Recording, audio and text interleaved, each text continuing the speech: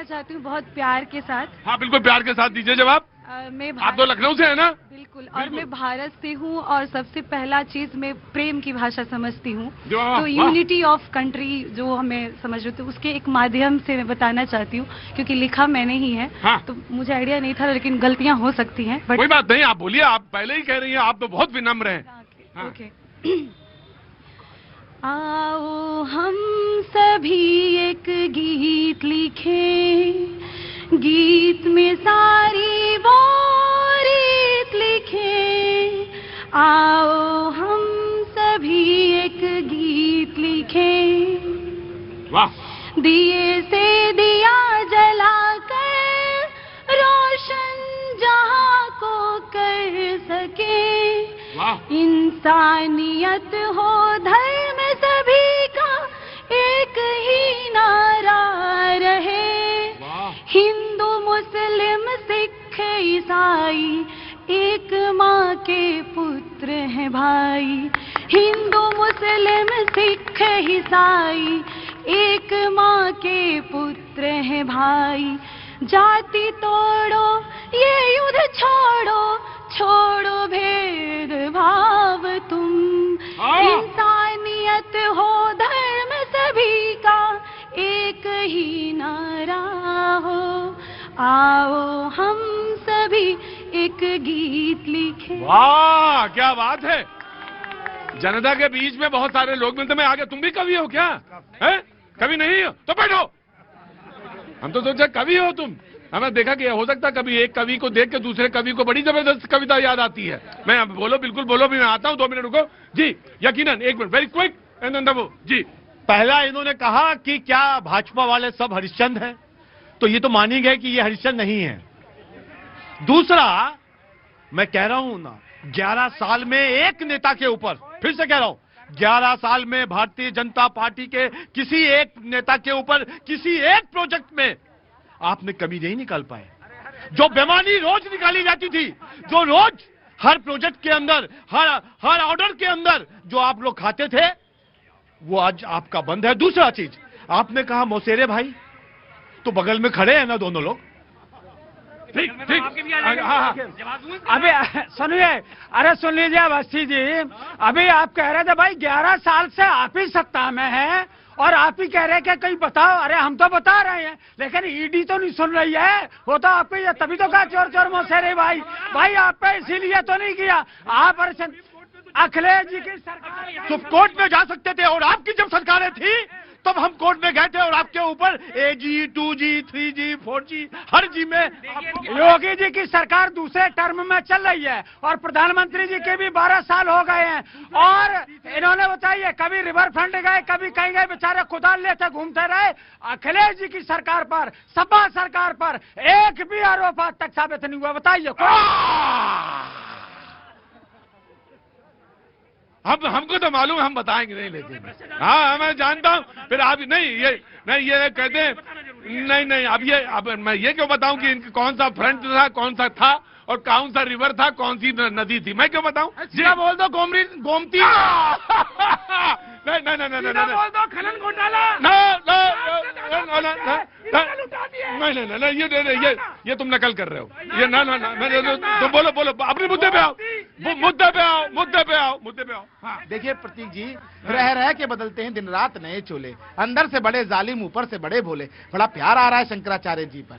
इनके हिसाब से अब तो वही इनकी सत्ता की चाबी है। हिंदू धर्म के सबसे बड़े ध्वजवाहक को, जो हिंदू धर्म को लेकर चल रहा, उनपे कह रहे प्यार ही नहीं आ रहा, इनको नहीं आ रहा, क्योंकि मुझे आज अच्छा लग रहा, समाजवादी मुंह के साथ बड़ा अच्छा लग रहा। सरकारी संत ही इनको सूट कर रहा है, राष्ट्रीय संत नहीं सूट कर रहा है। तो जरा इतना बताइए, 2015 में काहे आपने बनारस की गलियों में उनको लट्ठों से पीट कर पूरी गलियां घुमा दी थी, और उनके जितने बटुक थे उनको जमीनों में गाड़ दिया था, बुरा हाल कर दिया था। सोशल मीडिया पे वो सारी की सारी वीडियोस आज भी है। एक बात और जो इनसे पूछना चाहता हूँ, अगर इतना ही प्यार आ रहा था तो राम भक्तों के सिरों में गोली क्यों मारी थी आपने? और आपके शासनकाल में 2012 से 2017 तक पूरे उत्तर प्रदेश की गली गली में जो गोकशी के केस होते थे, उन पे आपने कार्रवाई कभी क्यों नहीं? राइट मैं एक मैं आ गया। हाँ? मैं ज्योतिर्मठ से हूँ खुद। हाँ बहुत अच्छी बात। जोशीमठ से नहीं, आपको सब मालूम है, आपको सब मालूम है। मैं आपसे एक ही बात कर रहा हूँ, बटुक जब इस्तेमाल करा करिए तो जमी दोज करने वाली बात जरा अच्छी नहीं लगती। अच्छा अच्छा, वीडियो में है। अरे भाई महाराज, कैसे यूं? अब अभी मुक्तेश्वर आनंद जी पुलिस की लाठियां खाते हुए कहते हैं आओ मारो मारो मारो, यूं कर रहे थे इनके शासन काल में।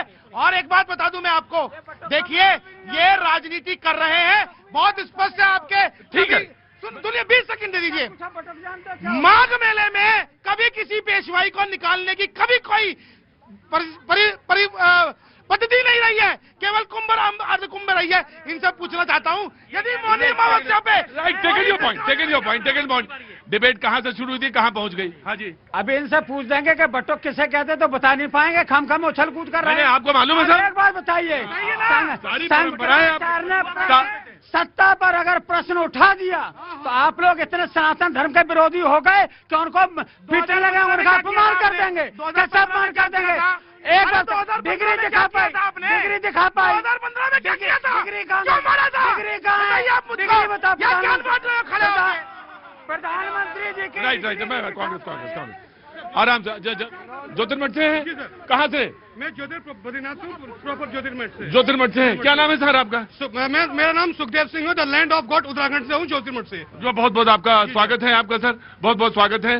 जो कुछ कहना चाह रहे हैं? जी कहना चाह रहा हूँ सर। हाँ जी सर, जैसे यहाँ पे राजनीति में नहीं जानता, मैं राजनीति तक आज तक घुसा भी नहीं हूँ। जैसे कहा जा रहा है कि अगर मौका मिले तो जाएंगे राजनीति में? बिल्कुल नहीं है, मैं खुद फोर्स से बिलोंग करता हूँ सर। अच्छा, जैसे कहा जा रहा है शंकराचार्य जी को अगर लाठी पड़ी हुई है, मैं मानता हूं लाठी पड़ी, तो उसके अनुयायी उस समय कहां थे आवाज उठाने के लिए? वो धरना पे क्यों नहीं बैठे आज तक? उसके अनुयायी सारे धोतीधारी आज तक जंतर मंतर में अब कहीं भी क्यों नहीं बैठे? वो उसके अनुयायी जितने भी थे, उन्होंने सारे मठों का, उन्होंने पुराने जो शंकराचार्य थी जो पीठ पे बैठे थे, बद्रीनाथ धाम में उन्होंने भगवान का मठ रखा है, जोशीमठ में उन्होंने मठ रखा है। उनका जब वो आगे होते हैं, सारे धोतीधारी उनके पीछे होते हैं।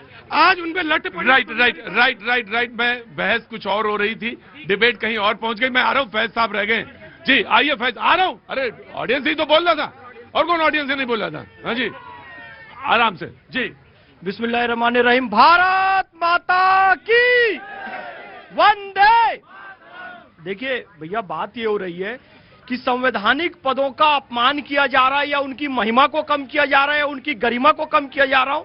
तो मैं ये कहता हूं कि संवैधानिक पद तो दूर, संगठन के पदों के साथ भी क्या किया गया आप समझिए। पहली बात तो ये, जब प्रधानमंत्री मनमोहन सिंह जी प्रधानमंत्री थे और संवैधानिक पद पे थे, तब उनकी शक्ति क्या थी, आज भी वीडियो में देखा जा सकता है। और दूसरी बात, राष्ट्रपति प्रणब मुखर्जी जब राष्ट्रपति थे तो वो कितने कांग्रेस से संतुष्ट थे, इस बात से अंदाजा लगाया जा सकता है। जब राष्ट्रपति पद से हटे तो संघ के तृतीय वर्ष के कार्यक्रम में मुख्य अतिथि बनकर गए, आरएसएस के तृतीय वर्ष के कार्यक्रम में। और आज भी मल्लिकार्जुन खड़गे की क्या दशा है, वो किसी से छुपी नहीं हुई है। इंटरनल आप उस पे ना करिए, बाकी मुद्दे पे बोलिए। मैं मुद्दे पे ही बोल रहा हूँ। संवैधानिक और पार्टी के पदों की कैसे गरिमा का हनन किया गया, और अब संवैधानिक पद की कैसे महिमा और इज्जत रखी जाती है, वो देखिए। अभी राष्ट्रपति द्रौपदी मुर्मू जी ने एमयू में 3 लोगों को कार्यकारिणी का सदस्य नियुक्त किया है। हमारे प्रोफेसर पंकज मित्तल साहब हैं, प्रोफेसर शाहिद अख्तर साहब हैं, प्रोफेसर गीता भट्ट साहब हैं। यह नियुक्ति किसने की? राष्ट्रपति ने की। राष्ट्रपति को यह स्वतंत्रता न केवल संवैधानिक बल्कि वास्तविक रूप से भी दी गई। अब दूसरी बात, सेंट्रल यूनिवर्सिटी है साहब। हाँ, तो यही तो कह रहा हूं ना, वास्तविक शक्ति दी गई ना। वो प्रधानमंत्री जी अपने जाके तो खड़े नहीं हो गए ना। उस समय जब मनमोहन सिंह जी प्रधानमंत्री थे और प्रणब मुखर्जी प्रधानमंत्री थे तो क्या होता था आप समझिए। आप सुनिए, पार्टी में कैसी इज्जत की जाती है। फिर क्षमा चाहूंगा, मल्लिकार्जुन खड़गे जी की स्थिति देखिए। और जब नितिन नवीन अध्यक्ष बनते हैं तो मोदी जी सहित समस्त मंत्रिमंडल जाता है, ये कहता है ये मेरे बॉस हैं और हम इनके मार्गदर्शन पे चलेंगे और हम इनके कार्यकर्ता। ये होता है संगठन के पद की इज्जत, संवैधानिक पद की।